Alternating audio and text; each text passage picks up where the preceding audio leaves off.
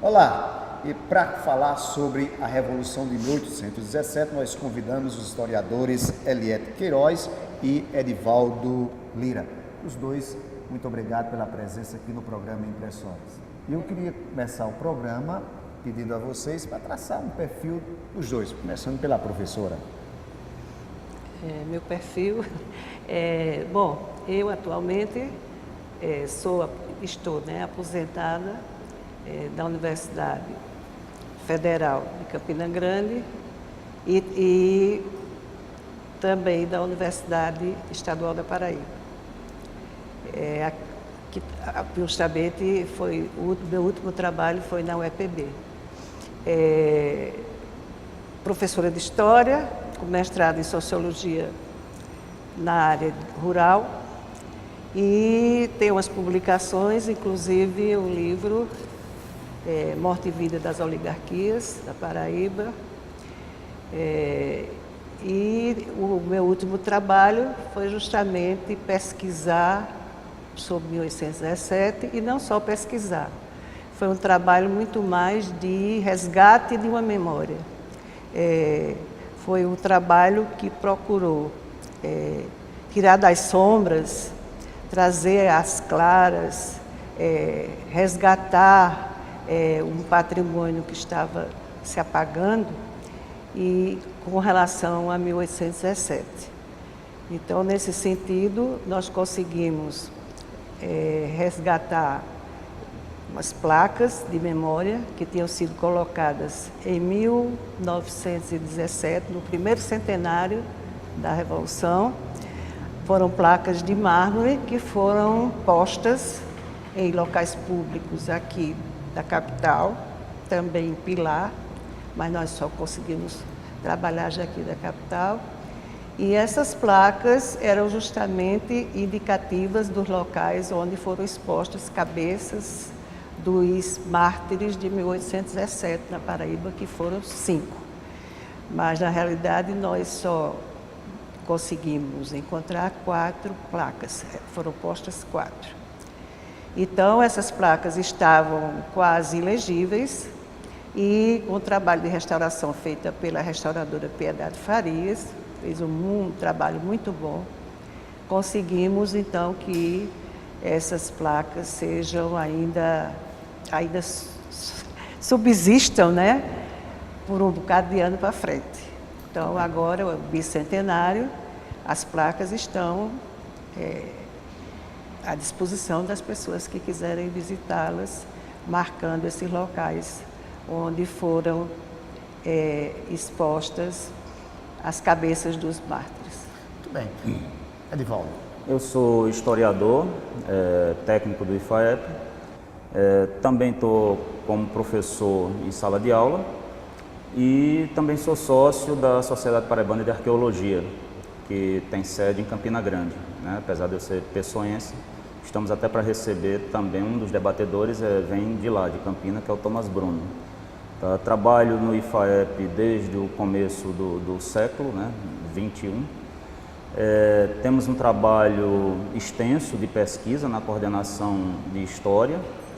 Eu costumo dizer que é quase que um lazer, porque você trabalhar com pesquisa, principalmente aqui no Nordeste, principalmente nas cidades coloniais nordestinas, é uma coisa fantástica, porque você a cada semana, a cada mês, você vai descobrindo coisas novas que a gente nem imaginava que iria descobrir. E quando a gente pegou essa ideia da comemoração do bicentenário de 1817, foi justamente em 2015, quando eu inclusive me lembrei do trabalho da professora Eliete. E ela tinha dado um presente ao IFAEP, que foi o livro que ela terminou naquele momento.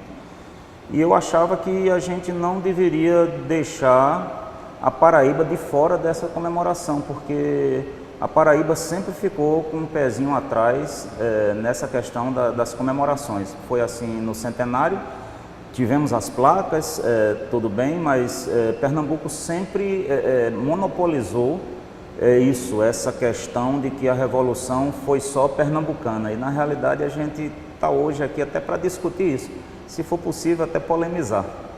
Muito bem. Pelo menos a ideia dos historiadores é que a Revolução é de Pernambuco. Pernambuco está à frente nessa história. Mas eu queria que o professor falasse para a gente, trouxesse para nós uma contextualização de como começou a Revolução, o que foi que levou à Revolução. Olha, basicamente tem muitas causas, mas 3 são básicas. Em 1816 você tem uma grande seca no Nordeste. Isso leva uma população que já era sofrida a ter problemas muito sérios econômicos e sociais. Para juntar-se a isso, você tem um fator aí que praticamente todas as províncias, não só as do Norte, atual Nordeste, como também as outras províncias do Sul, todas elas deveriam ter um imposto, pagar um imposto para o embelezamento e a construção do Rio de Janeiro. Por quê? Porque é onde estava a família real, né? Desde 1808, isso aí acontecia. E um terceiro fator que eu acho também indispensável falar é a questão dos cargos que eram estritamente delegados a portugueses. Então havia essa ideia de que só os portugueses eles detinham esses cargos, principalmente aqui nas províncias, Pernambuco, Paraíba, Rio Grande do Norte, Ceará. E junte-se a isso tudo um seminário em Olinda que divulgava ideias liberais, né? A igreja naquela época, principalmente a partir de Olinda, tinha esse mote de divulgar as ideias liberais, que vem do iluminismo e tudo mais. Muitos padres foram pegos por essa ideia do liberalismo, do iluminismo, tá? A maçonaria tem um papel importante. A maçonaria também entra muito pesado. Inclusive tem queixas dos realistas, os defensores do rei, de que os pedreiros livres estavam por trás de todo o movimento. Era assim como eles eram chamados, né? Até hoje eles são os construtores ou os pedreiros livres e tudo mais. Então tem muito forte essa participação dos padres da Igreja Católica, não só em Pernambuco, mas principalmente na Paraíba. Todo o nosso movimento vem do interior, Itabaiana e Pilar, e praticamente invade aqui a capital, comandados ou liderados por padres ou ex-seminaristas. Muito bem. Professora, eu queria que a senhora colocasse o grau de importância da Paraíba com relação à Revolução, já que Pernambuco tem o seu grau de importância, porque naquela época era a capitania, né, estava nesse comando. Como se dá o grau de importância da Paraíba nesse contexto? Bom, o problema da Paraíba, quer dizer, ela sempre ficou numa posição subordinada. O contexto em que se deu a Revolução de 1817 está assim, era um contexto em que a Paraíba vivia, vamos dizer assim, uma dupla subordinação. Uma dupla subordinação por quê? Ela era subordinada à corte, né, que estava instalada agora no Brasil, e todos sabemos, como o professor já se referiu, que depois que a corte se instalou no Brasil, as províncias tinham que bancar a modernização do Rio de Janeiro, o Rio de Janeiro precisou ter equipamentos urbanos para que a corte tivesse um padrão de vida compatível, né, com o que tinha na Europa. E as províncias, então, que justamente foram sobrecarregadas de impostos. Por outro lado, a Paraíba era subordinada a Pernambuco. Eu acho assim, a Paraíba, ela tem uma história de subordinação que marcou indelevelmente. Eu estou dizendo essa palavra que é pesada, indelevelmente. pode ser que mude, mas até hoje a subordinação da Paraíba ainda existe, né? E, sobretudo, a Pernambuco. Dentro do Nordeste, hoje Pernambuco não tem aquele protagonismo que tinha na época, porém, ainda ficado geograficamente colado à Paraíba, né? Nós ainda temos problemas. Todos sabemos que o Porto de Cabedelo está praticamente inoperante em termos de comércio de exportação. Então, hoje isso daí é um problema, né? Nossas riquezas, ainda hoje, estão sendo exportadas pelo Porto de Recife. Então, essa subordinação, por sua vez, ela impregnou a mentalidade, a nossa mentalidade. Porque o pior, o que a gente, quando estuda história, o que a gente observa é que a última fronteira onde a história marca sua presença é justamente nas mentalidades.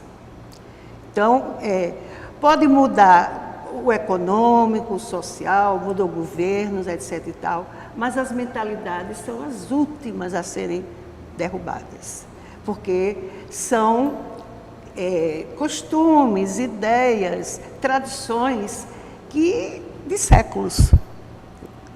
Então, a Paraíba no século, eu vou começar do século, a Revolução foi de 1817, porém, a Paraíba sofreu problemas muito sérios desde o início, né? E a subordinação se completou a partir do século XVII. Do século XVII, a Paraíba, o Marquês de Pombal, criou a chamada Companhia de Comércio de Pernambuco e Paraíba, né? Então, ele queria justamente que a coroa portuguesa tivesse mais lucros, né? E essas companhias tinham dado muito certo para a Holanda, né? A Companhia das Índias Ocidentais. Então, o Marquês de Pombal, que fez uma reforma no governo de Portugal, e criou essa companhia, a Companhia do Maranhão e, no nosso caso, Pernambuco e Paraíba. Então, já foi Pernambuco e Paraíba. Então, essa companhia, claro, que ela atuava mais em Pernambuco. Nesse tempo já, as mercadorias que nós exportávamos, o algodão, o açúcar, o fumo, enfim, couros, iam pelo Porto de Recife, já no século XVII. Quer dizer, a estrada principal que tinha, né, para o comércio é a Via Itabaiana, Recife. A capital tinha digamos assim, um atalho, né? Então, essa companhia, ela favoreceu a si própria, mais do que tudo, favoreceu a Pernambuco um pouco e a Paraíba praticamente nada.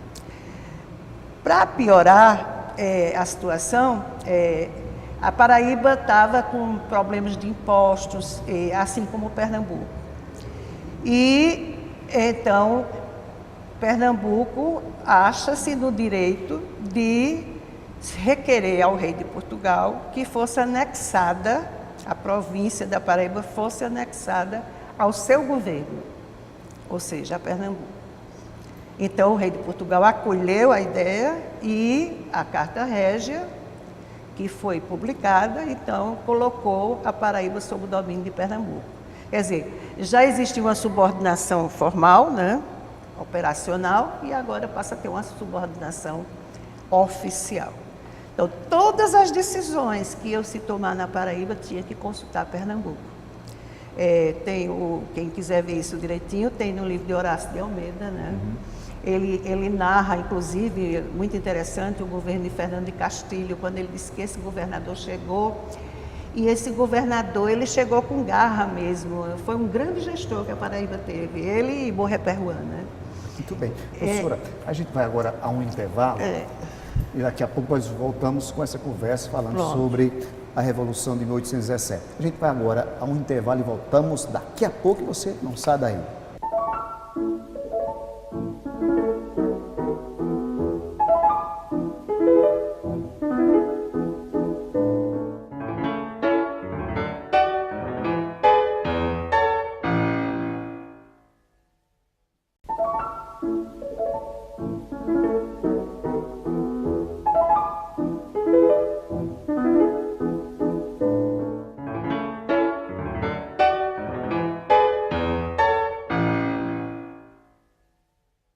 Já estamos de volta com o programa Impressões e hoje abordando os 200 anos da Revolução de 1817. Professor, eu queria que o senhor colocasse aqui como é que a experiência, não havia um exército formado para a Revolução e aí foram arregimentados homens simples, homens do campo, escravos. Qual foi o poder dessa milícia? Olha, Eric, como eu já havia falado anteriormente, esse é um movimento que se inicia basicamente em Itabaiana e Pilar, até pelo fato de ser, até hoje, né, divisa de território com Pernambuco. E lá chega primeiro esse movimento. E de lá sai um grande contingente de homens comandados geralmente por proprietários rurais, e esses homens possivelmente eram gente do povo, alguns, talvez a maioria, gente do povo, pessoas ligadas a esses proprietários rurais. É daí que sai, quando eles chegam a Paraíba, a capital da Paraíba, que havia já um contexto de revolta ou de insurreição.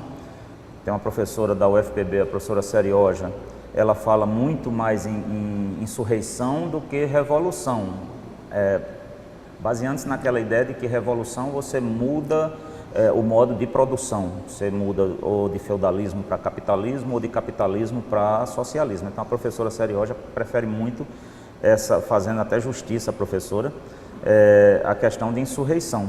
Esses homens chegam aqui, algumas fontes dizem que um exército de 1.000, outros 2.000 homens, chegam a uma capital que tinha no máximo 4, 5 mil habitantes, né? E era possivelmente o povoado, a cidade, já era cidade, já nasceu cidade, né? De maior população, no caso na Paraíba. Então, com certeza, esse contingente era de pessoas ligadas ao povo, pessoas ligadas a proprietários rurais, alguns ex-escravos.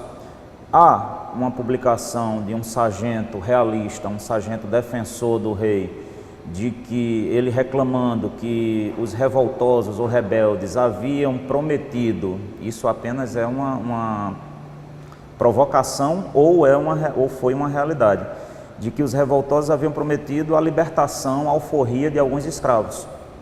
A gente não tem, eu não lembro de ter visto um documento falando o próprio governo em libertar escravos, mas há essa reclamação de membros realistas dizendo isso. Me parece que não era o interesse daquela época. Não.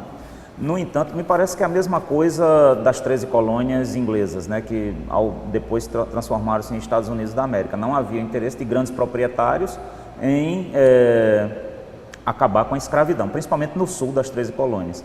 E aqui também não era muito diferente, até porque aqui, essa região que atualmente é o Nordeste, era muito parecido com a região sul das 13 colônias, em termos de grandes propriedades, as chamadas plantations e tudo mais, e monocultura. Só que aqui no caso era cana-de-açúcar.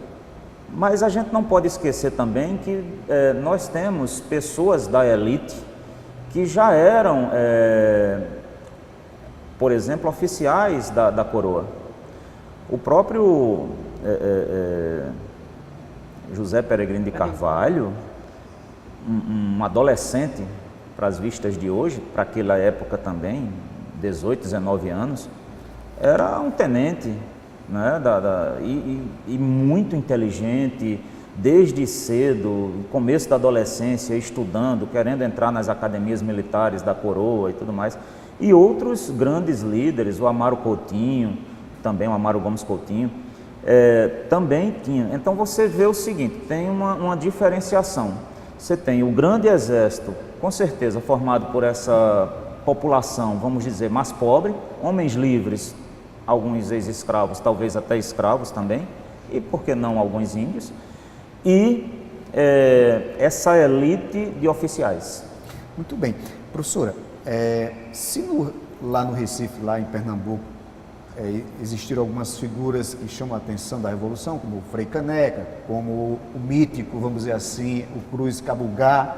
Aqui na Paraíba, quais são os nomes que nós podemos destacar? Bem, os nomes, os principais líderes, né, professor citou aí, José Peregrino de Carvalho, né? Esse jovem, hoje eles colocam 18, 19 anos, né? Combatente, com uma ideologia muito forte, muito convicto, né? Da luta pela República. Amaro Gomes Coutinho, né? Outro que era militar também, coronel de milícias. Tem o padre Francisco, não, tem Francisco José da Silveira, não era padre, era um mineiro.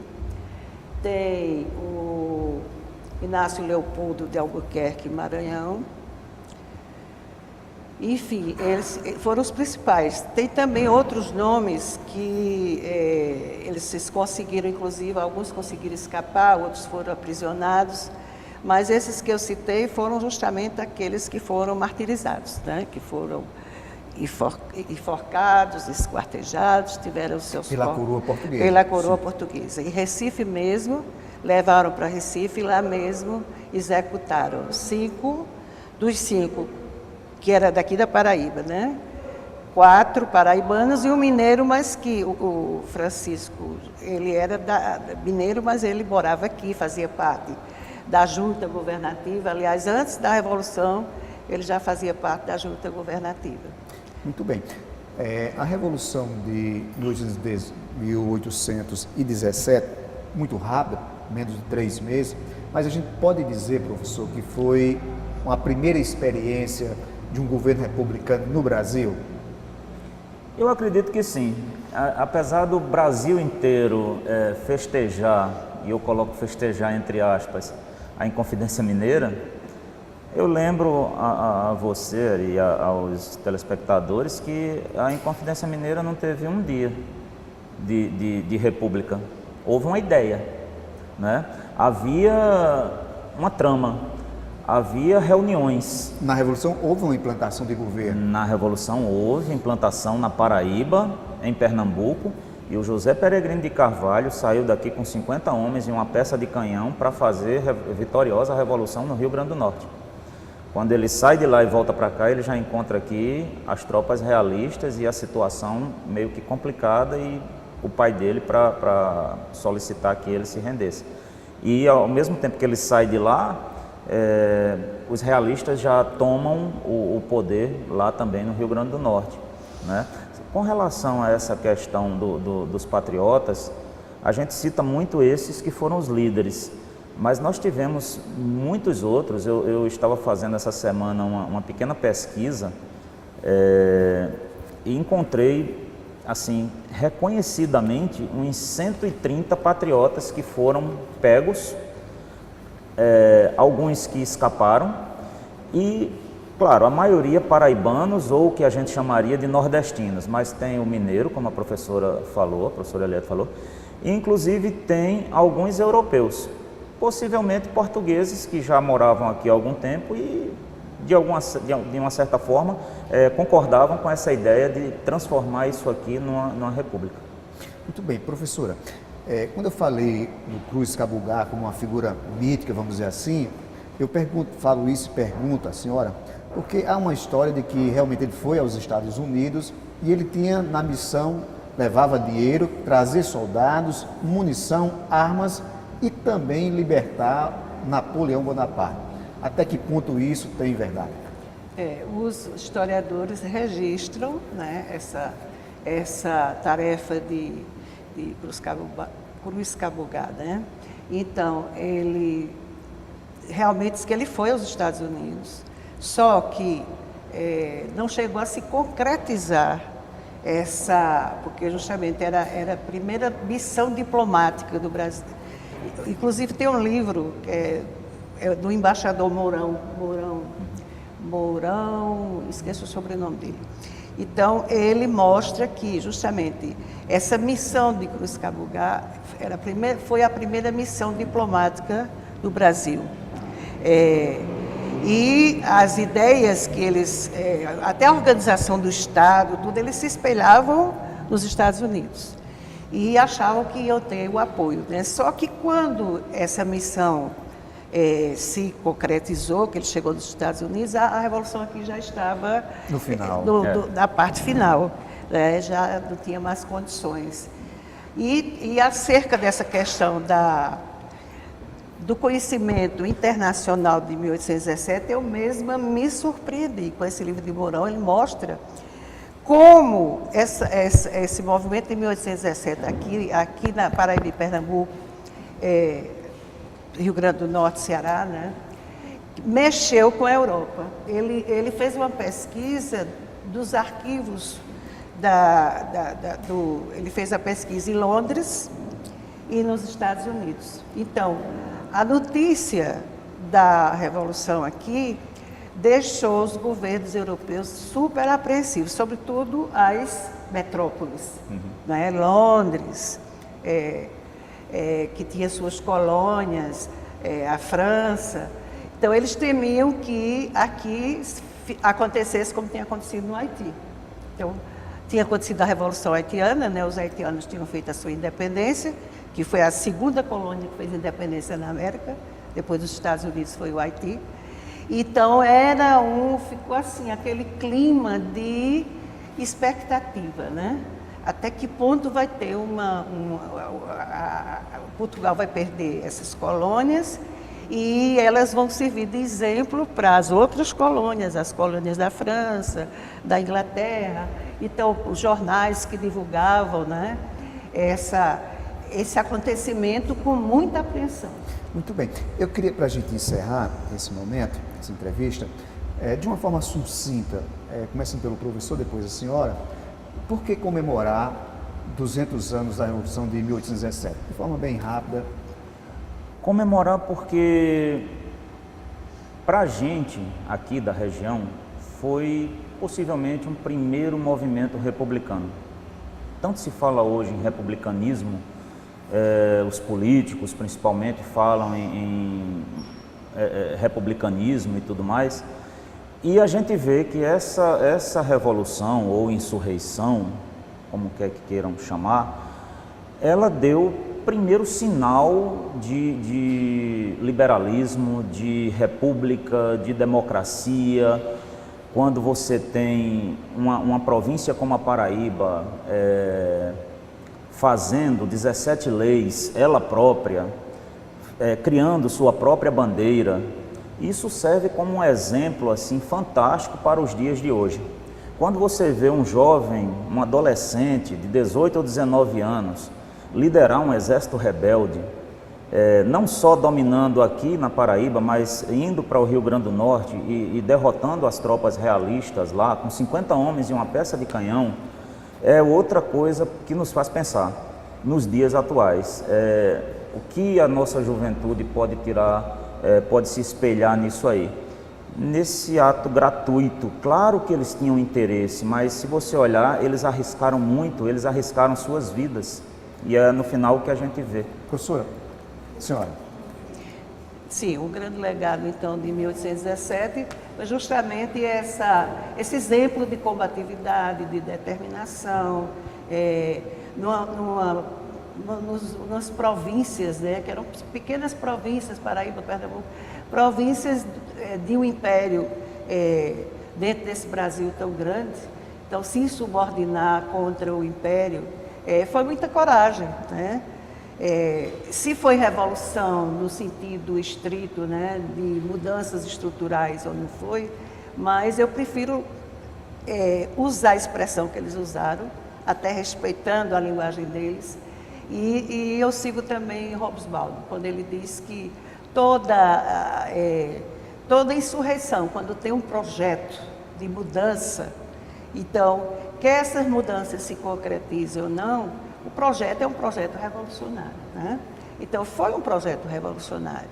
Eles queriam implantar uma república, eles queriam implantar a democracia, enfim, com suas limitações da época, estamos falando do século XIX, né? Mas foram ousados. E isso eu acho que é um exemplo para os de hoje, para nós, e a gente procurar ver justamente e seguir esse exemplo de combatividade. Muito bem. Professor Edivaldo, muito obrigado pela sua Eu que presença. agradeço.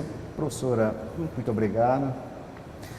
O programa Impressões fica por aqui. Muito obrigado pela sua companhia. Até o nosso próximo encontro. Até lá.